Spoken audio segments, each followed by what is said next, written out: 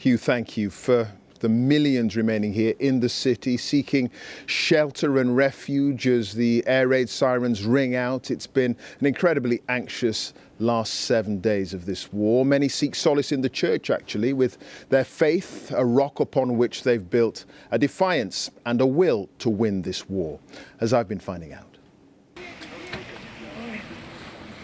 Ordinary people in an extraordinary war. In Kyiv, a van load of old tyres becomes a tank trap to snare Russian troops. Bottles for petrol bombs and wood for the fires as the volunteer defenders of Ukraine wait for the enemy. What you see here is the people's attempt to self-organize. We won't let this come into our land. We are tired of being afraid, so we are waiting for them. And not with flowers, but with Molotov cocktails. We'll fight them with whatever we've got, even our bare hands. They won't leave this place alive. But where does this confidence come from? It's based on a deep religious faith that God is on Ukraine's side. The splendor of Kyiv's Saint Sophia Cathedral, and today an interfaith prayer service for peace in the war with Russia.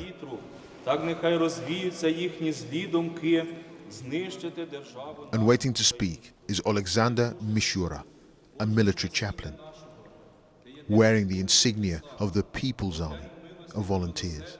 Проти цього підступного і підлого Голіафа. Боже, і ми знаємо, що перемога прийде від Тебе. Да і амінь. Бо ми захищаємо терени своєї батьківщини. The troops here.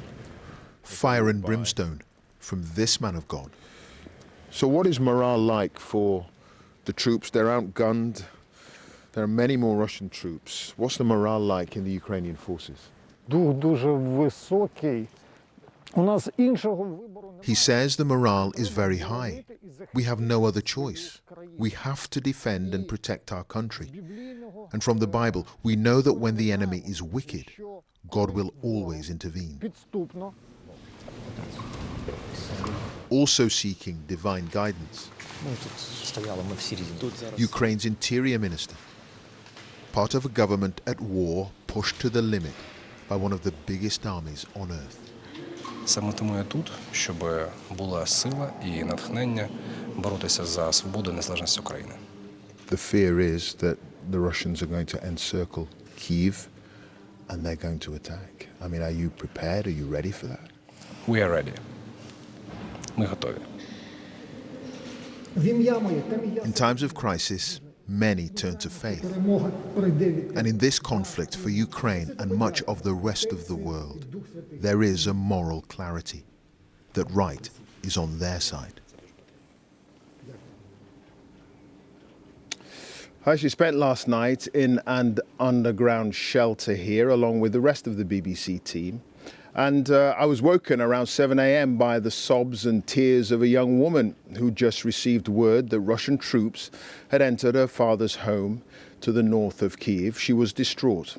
Apparently the soldiers were looking for food and cigarettes, and there was a fear her father may have been taken hostage. Well, Lise Doucette spoke to her a little later in the day, and her father was okay. The Russian troops were looking for supplies, and they hadn't hurt her father. And occupying forces troops looking for war booty in Europe in the 21st century. This absolutely beggars belief.